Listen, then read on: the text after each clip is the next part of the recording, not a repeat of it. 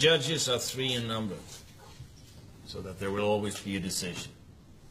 It will either be unanimous, or there will be a majority for one view. The accusation is that God has broken his covenant with the Jewish people. Who led us out of Egypt? Now we'll hear some sense. God led us out of Egypt. Another question. Why were we in Egypt to start with? Well, there was a famine, and so we took shelter. Who sent the famine? Well, the famine, we don't know much about. God sent the famine. So God sent us to Egypt, and God took us out of Egypt. Exactly so. And later, he sent us out of Babylon in order that we might... When he brought us out of Egypt, how did he do it? By words, visions, a miracle? Moses asked Pharaoh. And when Pharaoh said no? The plagues. First, Moses turned the Egyptians' water to blood. Then God sent a plague of frogs, next a plague of mosquitoes, then a plague of flies. Then he slew their livestock, next a plague of boils. Next came the hail, which battered down the crops and even the trees and structures everywhere, except in Goshen, where the Israelites lived. And still Pharaoh did not agree. And so a plague of locusts, and then the days of darkness, and finally, what? God slew the firstborn of Egypt and led us out of Egypt. He struck down the firstborn. From the firstborn and heir of Pharaoh to the firstborn of the slave at the mill, he slew them all. Did he slay Pharaoh? No, I don't think so, because later... It was Pharaoh who said no, but God let him live and slew his children instead. All the children. And then the people of Israel made their escape, taking with them the gold and silver and jewelry and garments of the Egyptians.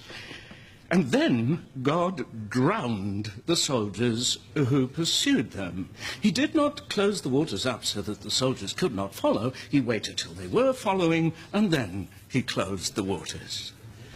And then what? Then the desert, ultimately the promised land. Now, the promised land, was it empty, a new place, uncultivated? No, there were... As is written, when the Lord thy God shall bring you into the land, you shall cast out many nations before you. Nations much greater and mightier than you are. You shall smite them and utterly destroy them, and make no covenant with them, and show no mercy to them. He has shown us his favour. We are his people.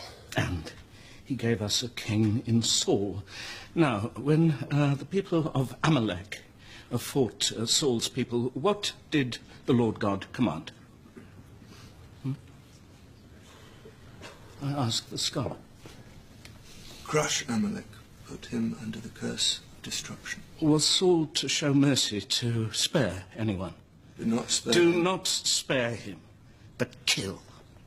Kill man and woman, babe and suckling, ox and sheep, camels and donkey. So Saul set out to do this, and on the way he met the Kenites. Now these were not Amalek's people. He had no quarrel with them. He urged them to flee. And the Lord our God, was he pleased by the mercy of Saul, by the justice of Saul? No, he wasn't. And when Saul decided not to slaughter all the livestock, but to take it to feed his people, was God pleased by his prudence, his charity? No. No, he was not. He said, you have rejected the word of Adonai, therefore he has rejected you as king. So, seeking to please the Lord our God, Samuel brought forth King Agag and hacked him to pieces before the Lord at Gilgal. After Saul there came David, who took Bathsheba, the wife of Uriah the Hittite, to himself by arranging to have Uriah killed against the wishes of God. Did God strike David for this? In a manner of speaking. Did he strike Bathsheba? In the sense that when they had... Adonai said, "Since you have sinned me, the child will die." You asked earlier who punishes a child. God does. Now, did the child die suddenly, mercifully, without pain?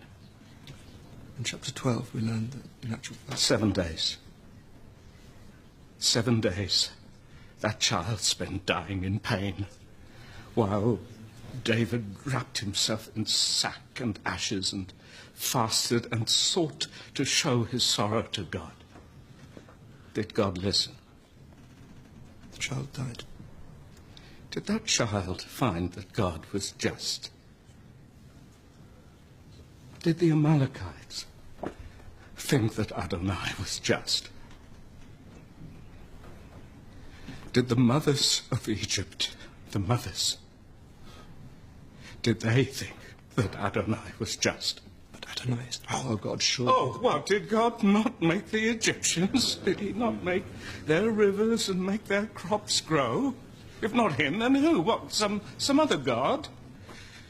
And what did he make them for? To punish them? To starve, to frighten, to slaughter them? The people of Amalek, the people of Egypt, what was it like for them when Adonai turned against them? It was like this.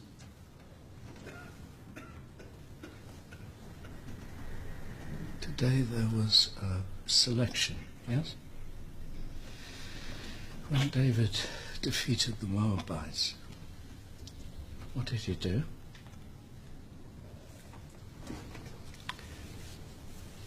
He made them lie on the ground in lines, and he chose one to live and two to die. We are become the Moabites. We are learning how it was for the Amalekites. They faced extinction at the hand of Adonai. They died for his purpose. They fell as we are falling. They were afraid as we are afraid. And what did they learn? They learned that Adonai, the Lord our God, is not good. He is not good. He was not ever good. He was only on our side.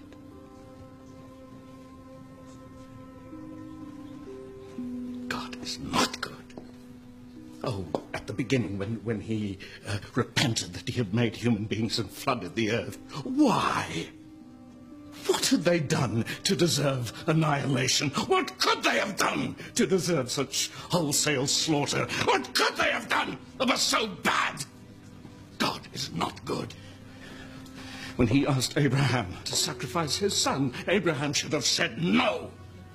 We should have taught our God the justice that was in our hearts. We should have stood up to him. He is not good. He has simply been strong. He's simply been on our side. When we were brought here, we were brought by train. A guard slapped my face. On their belts, they had written, "Gott mit uns." God is with us. Now, who is to say that he is not? Perhaps he is. Is there any other explanation? What do we see here? His power, his majesty, his might, all these things, but turned against us. He is still God,